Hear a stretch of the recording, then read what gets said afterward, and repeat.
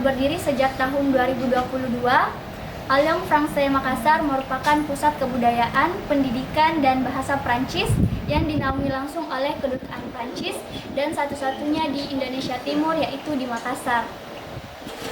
Selanjutnya, perkenalkan, saya Kia, tim event dari Alliance Française Makassar, juga selaku MC pada diskusi sore hari ini.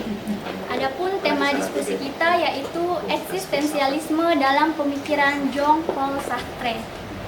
Ngomong-ngomong tentang eksistensialisme dalam pemikiran Sartre, saya punya satu kutipan yang saya suka dari Sartre yang mengatakan, "Freedom is what you do, what's been done to you." Kebebasan adalah apa yang kamu lakukan dengan apa yang terjadi padamu. Teman semua, jadi kita hari ini telah membicarakan tentang satu filsuf abad ke-20 dari Prancis ya. Sebenarnya kalau saya sendiri tema filsafat ini sudah 10 tahun yang lalu kurang lebih saya ada di disiplin itu. S2 saya pernah di filsafat, tapi 10 tahun belakangan sedikit agak bergeser ke cultural studies. Tapi lalu karena undangan ini saya coba buka-buka lagi buku saya yang dulu pernah baca gitu ya. Mudah-mudahan saya ini bisa memberi semacam pengantar lah. Nanti kita bisa diskusi ya lebih jauh soal seorang filsuf ini, Jean-Paul Sartre ini. Jadi pertama-tama saya mungkin kelihatan yang belakang ini. Lihat ya. Jadi pertama-tama di bagian ini saya bicara tentang kalau kita mau mengenal Sartre ini, kita pertama-tama mungkin ya perlu mengetahui bahwa di periode pemikirannya itu berkembang dari masa ke masa. Jadi di awal periode dia berfilsafat itu di usia 17 tahun, dia itu banyak terpengaruh oleh filsuf Jerman seperti bapak fenomenologi ini si Husserl dan Heidegger ya. Jadi dia tahap itu dia seorang fenomenolog namanya, fenomenologi dalam filsafat. Nah, Sartre itu pernah di periode itu, lalu kemudian di usia tengah-tengah dia masuk ke fase eksistensialis. Nah, ini akan kita bahas hari ini. Kita akan coba belajar bagaimana sih filsafat eksistensial yang dibangun oleh Sartre itu di periode kedua. Dan di periode ketiga dia sebenarnya di masa-masa tua dan ketiadaan. Jadi filsafat ini tema-tema metafisik seperti ada, ketiadaan itu menjadi sentral. Ada dan being, kalau bahasa Prancis menjadi être. Itu kita difilosofikan itu menjadi semacam, kalau kita mengkaji mendalam itu apa itu être menjadi ontologis. Tapi lalu kalau kita bertanya bagaimana supaya kita bisa tahu itu yang ada, menjadi sangat epistemologis ya. Nah, Sartre itu bicara tentang dua kategori ada dalam bukunya itu. Kalau dalam teksnya itu namanya, kalau terjemahannya dia disebut being in itself, dan ada istilah being for itself. Jadi ada dalam dirinya atau ada pada dirinya dan ada untuk dirinya. Jadi dua ini yang harus kita pahami pertama-tama untuk mengenal ontologi atau apa sih itu yang ada, yang nanti kita sebut kesadaran itu pada Sartre ya. Nah, jadi dua, being in itself dan being for itself ya. Jadi itu kita di sini coba di agak ke atas sedikit ya.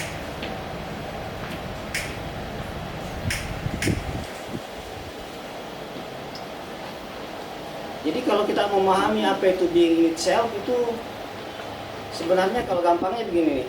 Dia pakai satu analogi cermin ya, cahaya.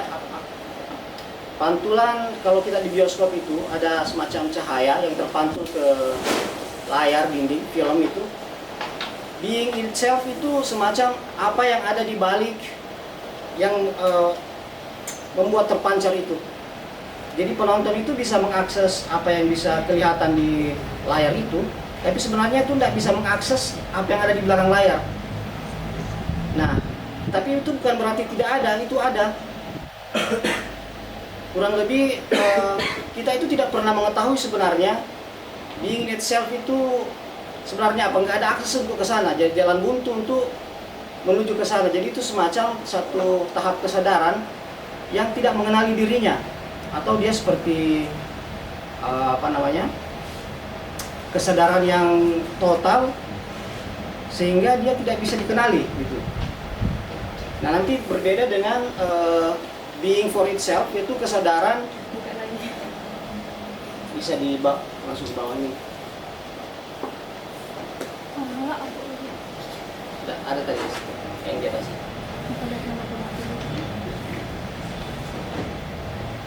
Ada ciri-ciri dulu ya, itu ada.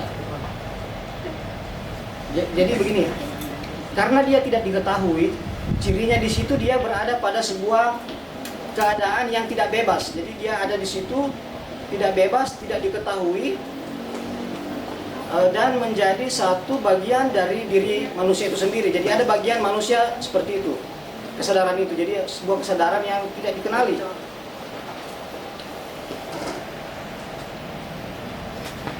Kurangin ada dia. Harus perintah di sebenarnya.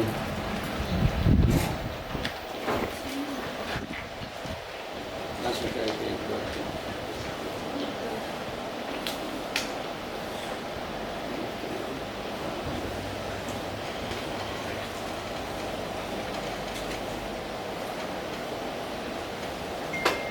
Nah, kesadaran yang kedua itu adalah kesadaran yang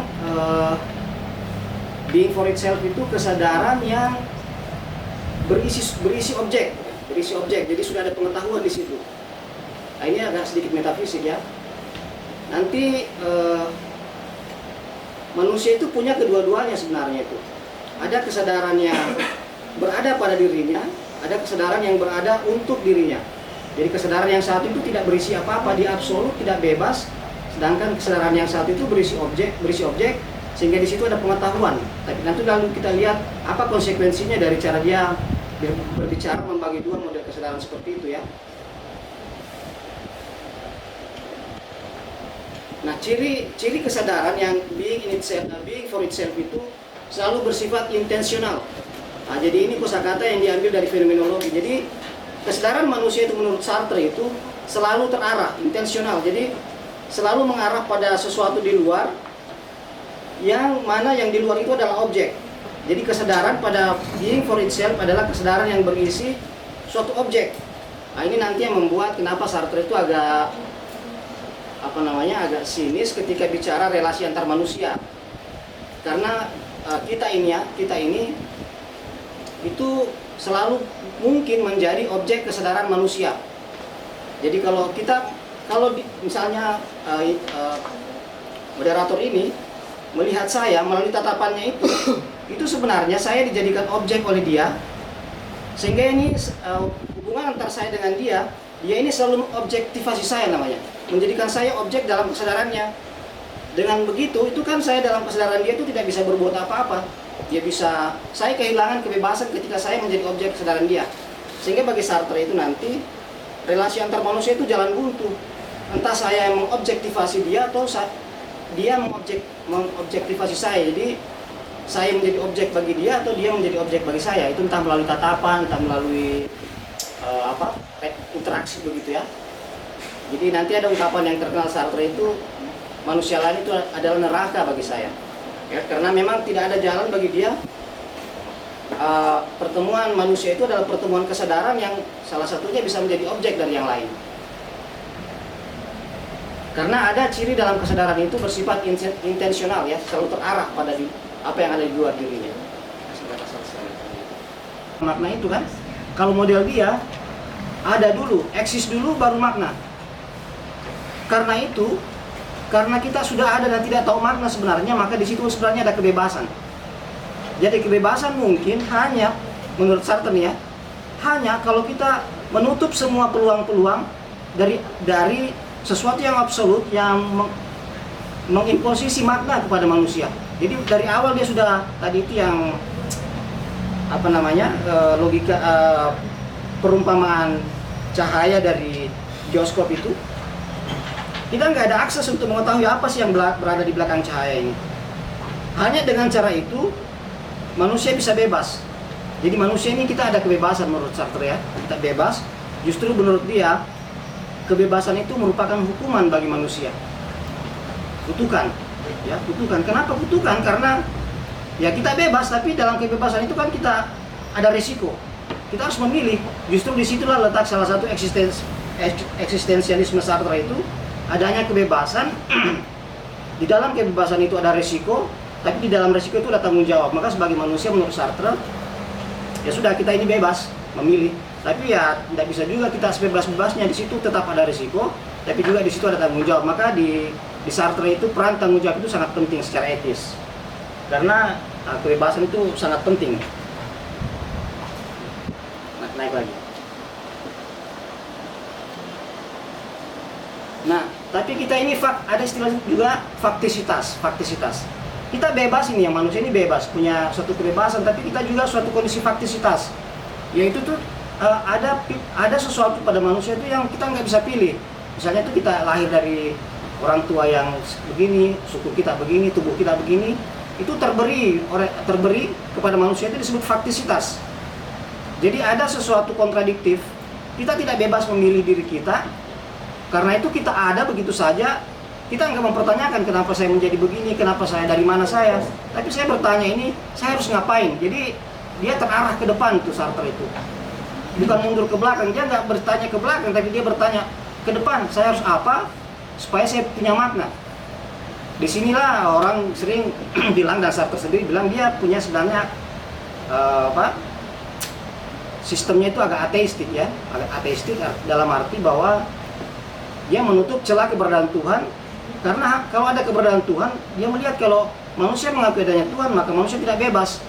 Karena selalu ada kekangan-kekangan yang bisa mungkin muncul dari keberadaan sesuatu yang lebih besar. Nah, jadi syaratnya itu harus ditutup keberadaan Tuhan. Nah, begitu.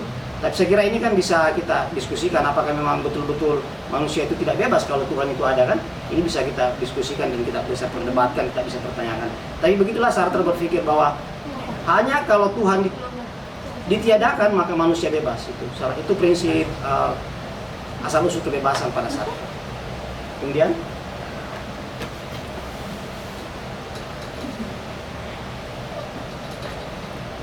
jadi kita selalu ada dalam kondisi absolut untuk membuat pilihan. Jadi jangan khawatir menurut Sartre, kita ini bebas. Justru karena kebebasan itu kita itu semacam ada kutukan untuk bebas. Ya. Tapi dalam kebebasan kita harus bertanggung jawab.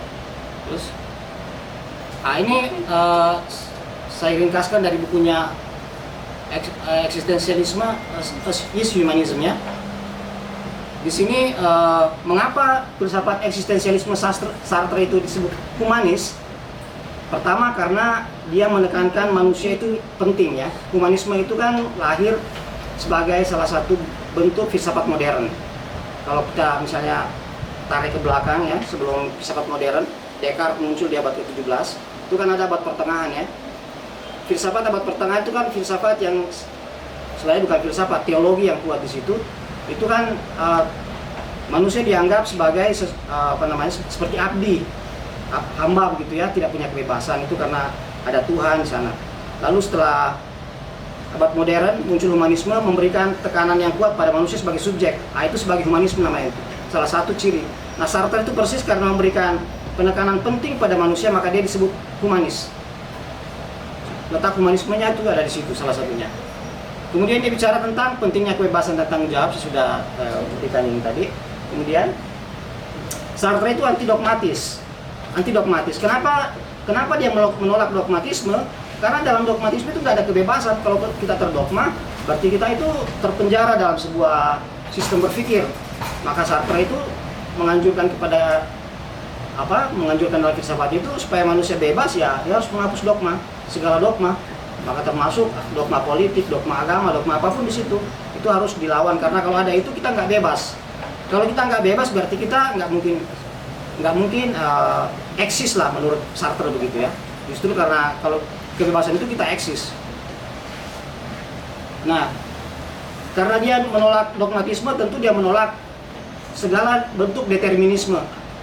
Segala bentuk tekanan, segala bentuk paksaan, segala bentuk yang bisa mendeterminisme kesadaran itu dia tolak, karena dia menolak dogmatisme tadi. Kemudian pengaruh ketiadaan Tuhan pada moralitas. Nah, jadi gini, apakah orang lalu tidak bermoral kalau tidak ada Tuhan? Nah, ini pertanyaannya kan sering begitu. Seolah-olah moralitas disandarkan total pada Tuhan begitu ya. Justru Sartre bilang begini, justru karena tidak ada Tuhan, kita itu bebas, justru kita harus lebih bermoral.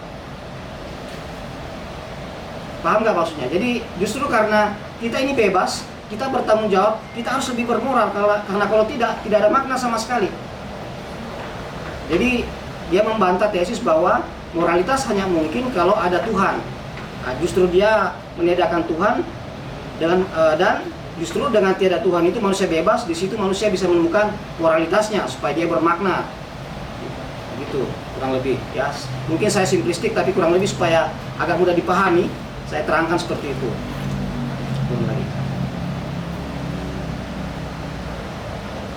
Nah, ini selalu manusia itu cemas. Jadi salah satu topik filsafat Sartre itu adalah kecemasan.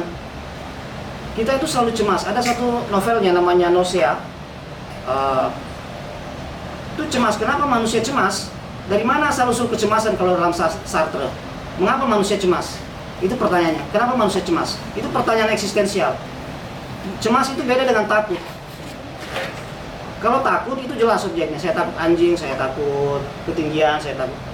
Itu takut. Tapi kalau cemas, angst, itu beda dengan afraid. Afraid of itu jelas. Afraid of objek itu sesuatu. Kalau cemas itu tidak jelas objeknya, penyebabnya begitu ya. Menurut Sartre itu kenapa orang cemas? Karena kita ada dalam situasi kebebasan. Sebenarnya saya cemas karena saya punya banyak pilihan. Jadi kecemasan itu timbul karena kita bebas. Kenapa disebut terkutuk? Karena manusia terkutuk karena bebas, lalu karena bebasnya kita cemas. Karena terlalu banyak pilihan. Dan kadang-kadang manusia bingung yang mana dia pilih dan semuanya kelihatan ada resikonya. Nah, disitulah kecemasan mungkin itu muncul.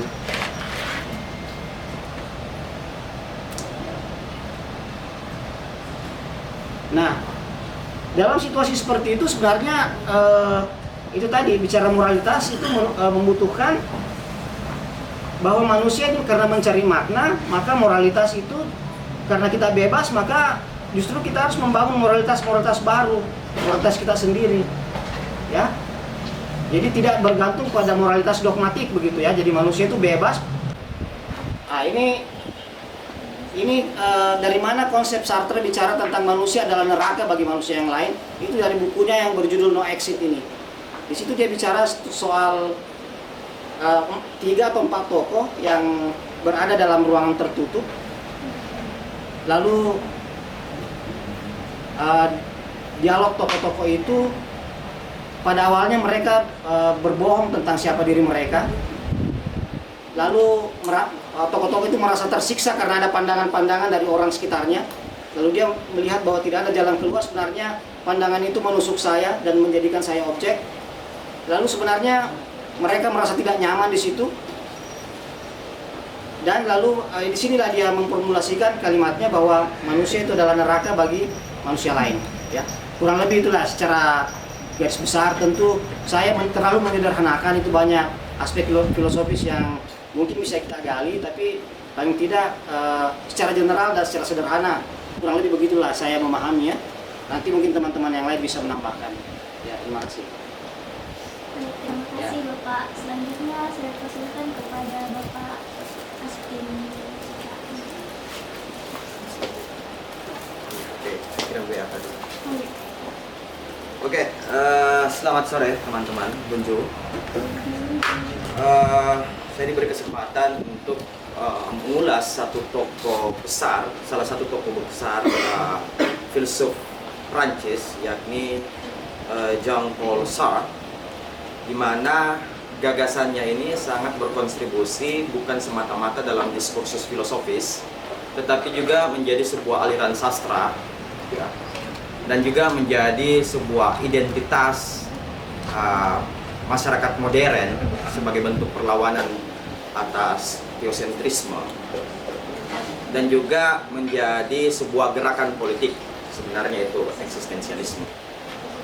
Nah, kalau kita belajar atau membaca Sartre ini, sebenarnya ada banyak percik-percik pemikirannya, tetapi yang paling menonjol adalah konsepsi eksistensialisme itu sendiri.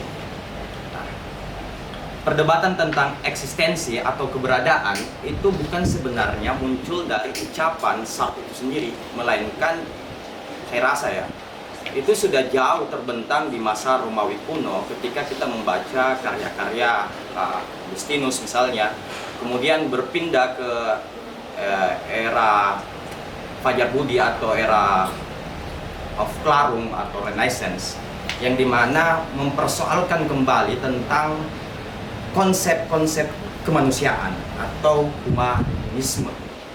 Jadi titik poin berbicara tentang Sartre ini adalah dia ingin memperdebatkan kembali posisi kita sebagai manusia. Jadi Sartre ini saya rasa dia masuk dalam sebuah katalog pemikiran humanisme yang sejati begitu. Setelah René Descartes yang paling terkenal dan tersohor ucapannya adalah cogito ergo sum atau je pense donc je suis. Aku berpikir maka aku ada. Tetapi yang dilihat oleh atau diamati oleh Sartre ini, orang hanya berpikir tetapi belum tentu dia ada. Itu problem. Jadi bukan berarti sepanjang kita berpikir berada di bumi ini seperti yang dibayangkan tadi oleh pembicara pertama, bahwa seperti Mr. Bean jatuh ke bumi, dia sudah langsung ada. Tidak sesederhana itu keberadaan manusia dalam posisi pemikiran Sartre. Nah, selama ini kalau kita membaca atau menerangkan tentang filsafat yang terjadi dalam abad kegelapan itu adalah abad yang dimana dominasi agama masuk ke dalam ruang publik, dalam ruang kehidupan. Jadi mohon maaf yang beragama Nasrani. Jadi yang saya mau ulas di sini adalah abad kegelapan itu bukan mengkritisi tentang agama teman-teman, tetapi adalah dominasi institusi gereja menjadi totaliter dalam kehidupan sehari-hari. Nah, di situ yang dipegang oleh kekuasaan itu terpusat, tersentralisasi di dalam kekuasaan paus, ya. Jadi gereja itu adalah sebagai sumber kebenaran, itu kata kuncinya. Jadi tidak ada yang bisa membantah gereja. Ketika Anda membantah gereja, sama artinya Anda membantah Tuhan, kira-kira begitu. Dan paus itu adalah sebuah representasi antara kerajaan langit dan kerajaan manusia.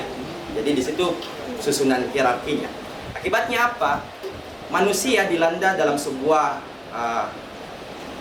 angst tadi itu, kecemasan, di mana tidak bisa berhasil untuk mencari jalan keluar atas atau pencarian kebenaran itu.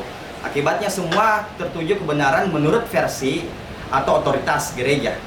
Nah, mengakibatkan ilmu pengetahuan menghadapi kemandekan atau boleh dikatakan mengalami kemunduran yang sangat akut.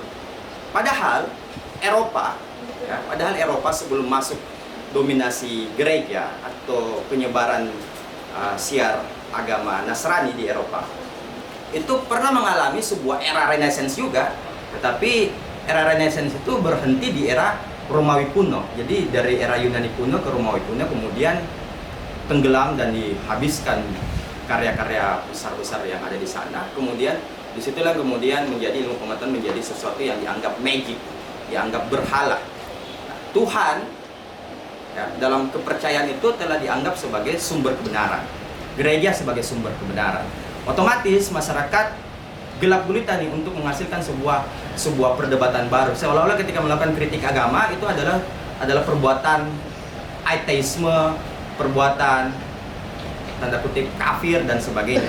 Nah, disitulah yang kemudian membawa dorongan-dorongan kaum intelektual untuk melakukan sebuah perlawanan. Salah satunya kaum intelektual ya.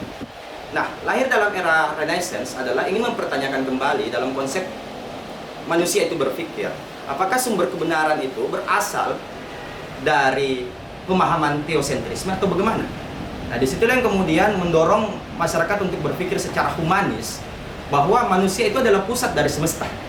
Nah, disinilah titik mulanya kalangan fisikawan, kalangan biologis berbicara secara empiris, secara positivistik bahwa dengan keberadaan kita sebagai manusia, kita berhak untuk mencari realitas kebenaran itu sendiri.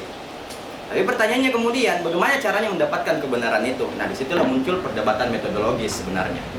Nah, singkat kata, René Descartes muncul sebagai aliran yang yang sangat radikal menurut saya waktu itu, karena dia berupaya untuk melampaui ajaran empirisme, yang dimana ya sumber kebenaran ya kita lihat secara faktawi ya, yang bisa kita endus, bisa kita bisa telah, bisa kita deteksi, bisa kita uji atau validasi berdasarkan pengalaman-pengalaman indrawi.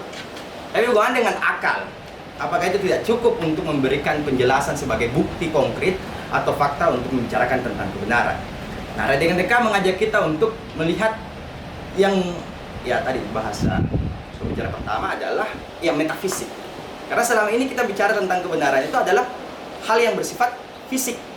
Ya, ketika saya bertanya kepada teman-teman, apakah kalian percaya di dalam ruangan ini di sudut sana ada hantu? Ya, mungkin kalian tidak percaya karena kita berbicara sesuatu yang fisik. Tetapi kenapa Anda percaya ada hantu? Datang dari mana keberadaan hantu itu? Siapa yang mengkonseptualisasikan hantu itu? Nah, inilah yang kemudian René Descartes mengajak kita untuk berpikir bahwa sejatinya manusia itu ada, ya, sejatinya manusia ada itu karena dia berpikir. Nah, setelah itu melompat dari pemikiran René Descartes, perdebatan soal agama dibincangkan secara utuh lagi.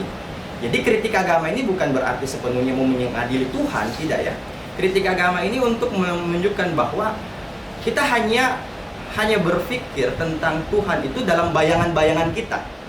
Kita nggak pernah secara utuh bertuhan. Kita hanya menggambarkan Tuhan itu. Sehingga Tuhan dalam definisi kalangan-kalangan beberapa filsuf di Prancis itu adalah narasi-narasi atau diskursus kebudayaan, diskursus politik yang sedang bermain. Nah, itu adalah kreasi manusia, sehingga manusia adalah pusatnya. Nah, itulah yang disebut dengan antropocentrisme. Dia menggeser doktrin teosentrisme. Nah, kalau kita berbicara tentang masa klasik hingga di abad ke-8 itu, sejatinya yang berkembang itu adalah cara doktrin berpikir esensi mendahului eksistensi. Ya. Esensi mendahului eksistensi. Nah, pertanyaannya kemudian, apa sebenarnya itu esensi? Esensi adalah konsep yang sangat general tentang keapaan manusia. Maka esensi dapat dianggap sebagai suatu blueprint tentang bagaimana manusia menjadi sesuatu. Ya.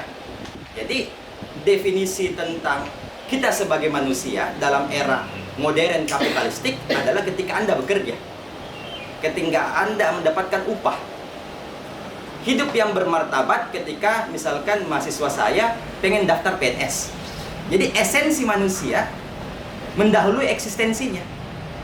Jadi bukan pada persoalan tentang kenapa saya harus bekerja, tetapi kenapa saya harus mendapatkan upah dan kenapa saya harus dianggap bermartabat itu ketika menjadi PNS. Jadi di situ pada poin esensi.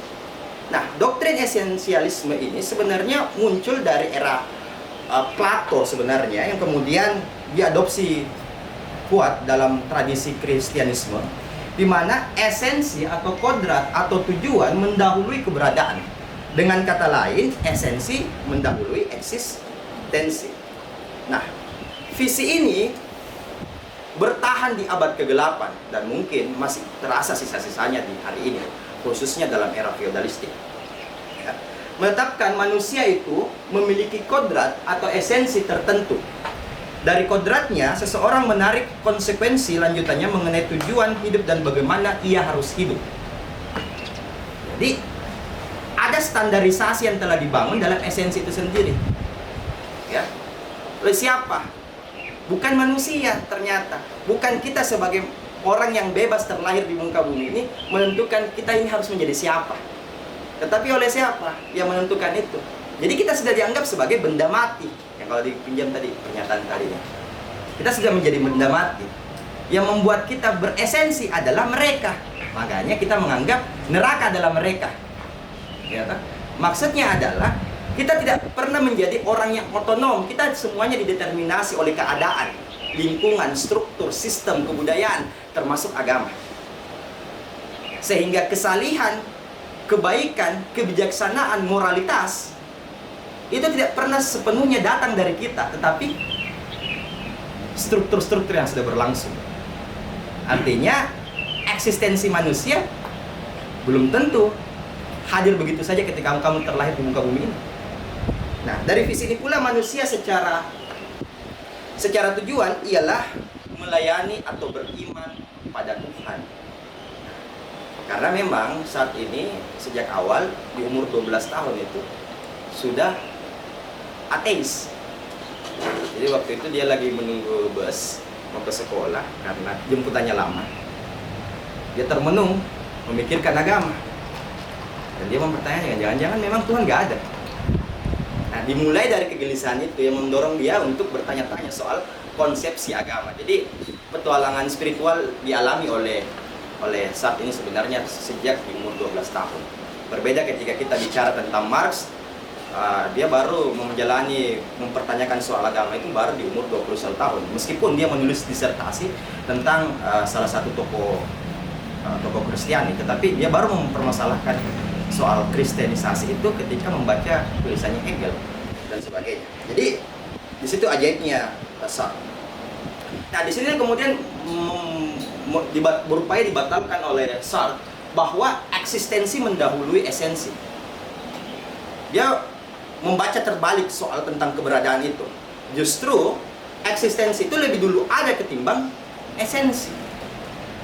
Ya. Yang selama ini orang hanya terjebak berpikir esensi, tidak berpikir kepada eksistensi. Jadi cogito ergo sum, kita hanya berpikir tetapi belum tentu ada. Nah, yang sekarang kita mau minta dan kita tagih dalam masyarakat modern, ya meskipun ternyata Sartre juga menyadari bahwa modernitas itu tidak memberikan dampak yang sistemik untuk sebuah perubahan yang totalitas. Justru dia kembali kepada praktik-praktik yang totaliter juga. Karena kondisinya waktu itu Sartre hidup juga dalam keadaan perang. Bila mana manusia bukan ciptaan Tuhan, maka tidak ada esensi apapun yang mendahului eksistensi. Kenyataan manusia ada di dunia. Manusia tidak memiliki finalitas apapun yang didapatkan ataupun diletakkan pada adanya atau keberadaannya di dunia.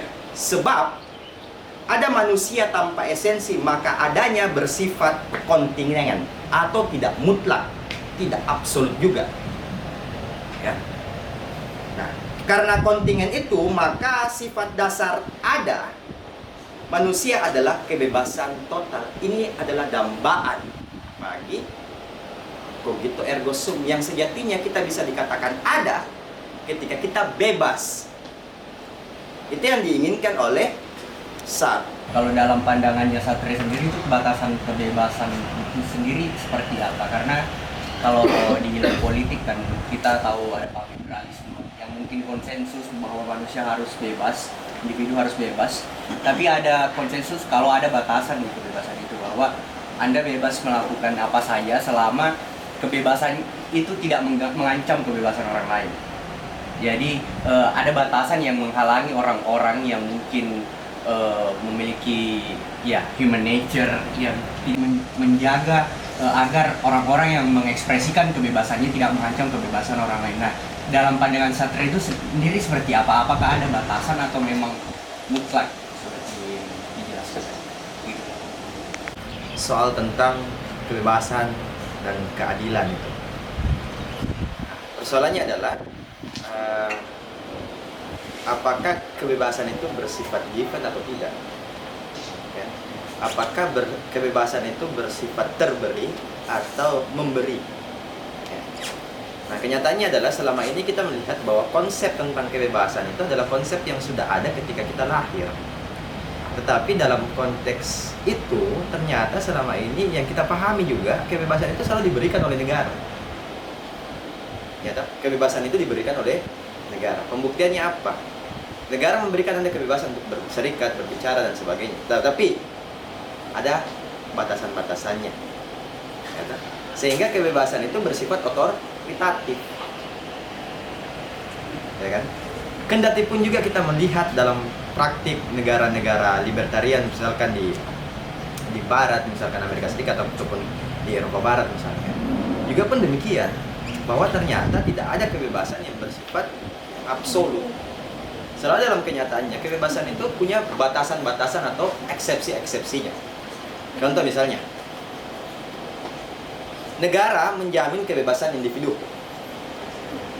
Negara mengatakan bahwa setiap orang itu berhak untuk memilih keyakinannya. Tapi persoalannya adalah kenapa di Indonesia membatasi cuma 6? Ya toh? Cuma 6. Apakah ketika saya menyembah namanya pohon itu dianggap menyimpang? Oke, kita melihatnya dalam persoalan yang kasuistik seperti itu. Atau misalnya kita melihat dalam keyakinan penganut Ahmadiyah, ya toh? Ataupun penganut minoritas Syiah dan sebagainya.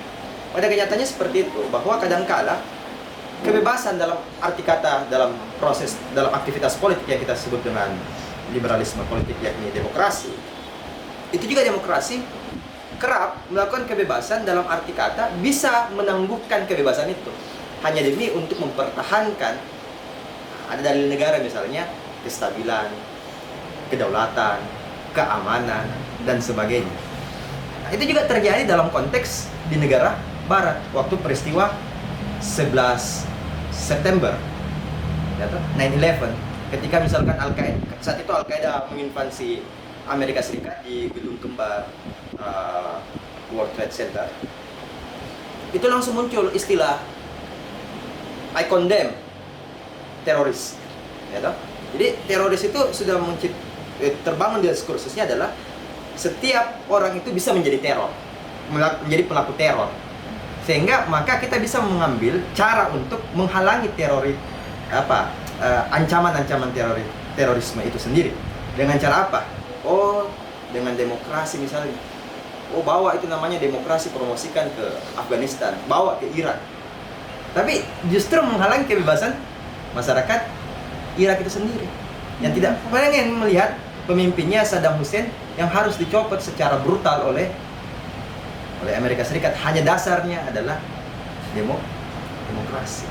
Kalau kita lihat dalam tatanan politik. Nah, pertanyaannya kemudian berujung kepada apakah kebebasan itu adalah sebuah proyek yang final atau tidak. Nah, kalau saya menginterpretasikan dengan sederhana tentang kebebasan, ya tentu saja dia tidak bisa langsung kita katakanlah bahwa puncak pemikirannya Sartre itu ada pada kebebasan. Tetapi aktivisme Sartre adalah bagaimana memperjuangkan tentang kebebasan. Karena kenyataannya dia memperjuangkan tentang kelompok-kelompok subordinat atau subaltern semacam perempuan ataupun buruh-buruh atau kalangan proletar, tetapi dia mengkritik secara tajam ajaran ataupun praktik-praktik komunisme, khususnya dalam konteks keberhasilan kelompok-kelompok komunis mengambil alih negara di Uni Soviet misalnya waktu itu. Tapi ternyata mereka mengabaikan janji-janji yang disebut bahwa justru dia menghalangi kebebasan itu sendiri dengan cara mendirikan Uni Soviet. Pada dasarnya komunisme dianggap sebagai jalan untuk mengakhiri namanya sistem kapitalisme, tapi kenyataannya dia menjadi pelaku totaliter lagi, fasis juga, dan sebagainya. Artinya apa? Jadilah otentik begitu ketika berbicara kebebasan. Jangan sampai kita selalu berbicara kebebasan, tapi ketika misalkan kita sudah kere, miskin, dapat jabatan, kita nggak lagi berbicara tentang kebebasan. Misalnya, saya terus terang aja, Budiman Sujatmiko. Itu aja. Jadi konsisten aja jadi orang, gitu loh. Kalau misalkan mau jadi penjahat sekalian. Menjadi kiai sekalian aja. Jadi harus ada otentik. Kita berbicara tentang kebebasan itu. Ya, saya. Mungkin sedikit. Bagaimana menurut dengan tendensi manusia yang mungkin memang berserah diri untuk menyerahkan kebebasannya demi trade-off keamanan tadi, security tadi. Karena kalau kita lihat dalam konteks negara pun, kalau misalnya institusi negara itu tidak ada, manusia secara alamiah membentuk kelompok-kelompoknya sendiri dan memilih entah dia kepala suku atau apa untuk mengatur, gitu. Jadi apakah itu memang satu hal yang alamiah bahwa harus ada seorang leviathan, harus ada orang yang mengatur kelompok-kelompok manusia ini supaya dia bisa menjadi dirinya lebih baik, mungkin seperti itu. Oke, disitulah kemudian kita kembali lagi memperdebatkan gagasan Sartre dengan Thomas Hobbes misalkan. Kan Thomas Hobbes bilang, kenapa ada human nature? Karena pada dasarnya manusia itu adalah anarkis karena posisinya adalah tidak ada otoritas yang menghalau kebebasannya. Ya toh, sehingga mereka mau tidak mau adalah berperang satu sama lain. Nah, ujungnya apa? Supaya tidak berperang ini mereka ini mau bersepakat. Kalau begitu kita pakai konsepnya. Tetapi ini yang dipersoalkan oleh SAT juga pada akhirnya, bahwa kenapa harus negara? Kenapa harus ada namanya institusi politik yang seolah-olah bisa menjamin namanya kedaulatan ataupun keselamatan? Seolah-olah definisi tentang keamanan ataupun keselamatan itu hanya bisa diberikan oleh mereka, bukan kita. Artinya apa? Eksistensi kita sebagai warga negara sudah hilang. Eksistensi kita sebagai lupus, ya toh?